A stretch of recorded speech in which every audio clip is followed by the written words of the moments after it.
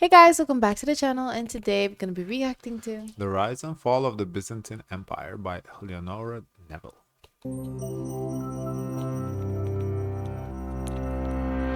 Most history books will tell you the Roman Empire fell in the 5th century CE. But this would have come as a great surprise to the millions of people who lived in the Roman Empire up through the Middle Ages. This medieval Roman Empire, which we usually refer to today as the Byzantine Empire, began in 330 CE. That's when Constantine, the first Christian emperor, moved the capital of the Roman Empire to a new city called Constantinople, which he founded on the site of the ancient Greek city Byzantium. When the Visigoths sacked Rome in 410 I like and the the empire's animation. western provinces were conquered by barbarians, Constantine's eastern capital remained the seat of the Roman emperors. There, generations of emperors ruled for the next 11 centuries. Sharing continuity with the classical Roman Empire gave the Byzantine Empire a technological and artistic advantage over its neighbors, whom Byzantines considered barbarians. In the 9th century, visitors from beyond the frontier were astonished at the graceful stone arches and domes of the imperial palace in Constantinople. A pair of golden lions flanked the imperial throne. A hidden organ would make the lions roar as guests fell on their knees. Wow. Golden birds sung from a nearby golden tree. Medieval A hidden organ. Oh, hidden piano. No, I understand that, but like, so would someone would have to press it, right? Or how would it work? I wasn't there. That's interesting. Roman engineers even used hydraulic engines to raise the imperial throne high into the air. Other inherited aspects of ancient Roman culture could be seen in emperors' clothing, from traditional military garb to togas, and in the courts, which continued to use Roman law. Working-class Byzantines would have also had similar lives to their ancient Roman counterparts. Many farmed or plied a specific trade, such as ceramics, leatherworking, fishing, weaving, or manufacturing silk.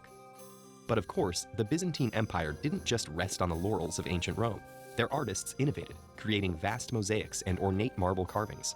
Their architects constructed numerous churches, one of which, called Hagia Sophia, had a dome so high it was said to be hanging on a chain from heaven.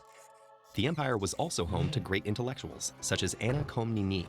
As imperial princess in the 12th century, Anna dedicated her life to philosophy and history. Her account of her father's reign is historians' foremost source for Byzantine political history at the time of the First Crusade. Another scholar, Leo the mathematician, invented a system of beacons that ran the width of the empire, what's now Greece and Turkey. Stretching more than 700 kilometers, this system allowed the edge of the empire to warn the emperor of invading armies within 1 hour of sighting them at the border. But their advances couldn't protect the empire forever. In 1203, an army of French and Venetian crusaders made a deal with a man named Alexios Angelos. Alexios was the son of a deposed emperor and promised the crusaders vast riches and support to help him retake the throne from his uncle. Alexios succeeded, but after a year the population rebelled and Alexios himself was deposed and killed. So Alexios' unpaid army turned their aggression on Constantinople. They lit massive fires Okay, which so it was all about the money. Oh, wow. They wanted to get paid. destroyed countless works of ancient and medieval art and literature, leaving about 1/3 of the population homeless. The city was reclaimed 50 years later by the Roman Emperor Michael Palaeologus, but his restored empire never regained all the territory the Crusaders had conquered. Finally, in 1453, Ottoman Emperor Mehmed the Conqueror captured Constantinople, bringing a conclusive end to the Roman Empire.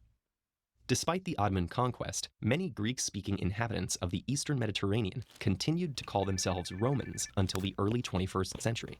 In fact, it wasn't until the Renaissance that the term Byzantine Empire was first used.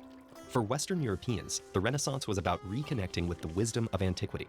And since the existence of a medieval Roman Empire suggested there were Europeans who'd never lost touch with antiquity, Western Europeans wanted to draw clear lines between the ages.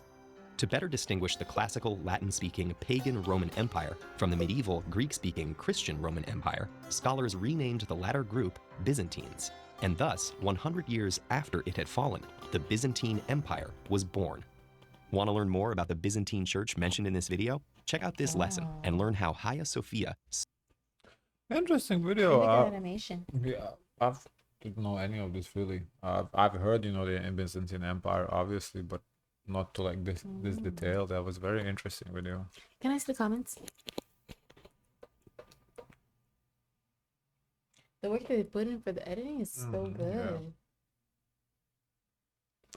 Fun fact, the Renaissance most likely wouldn't have started without the fall of Constantinople, as all scholars were in the city when it was conquered. Fled west to Italy and Austrian Western Europe provinces for introducing medieval Europe to the Roman arts and kickstarting the Renaissance. Wow. Yeah, everything happens for a reason. It's the Mhm. butterfly effect. Oof, oof, oof. Super powerful. Okay. Guys, of course, let us know your thoughts. Don't forget to like, comment, and subscribe. Join the Discord. And as always, share as much kindness as possible.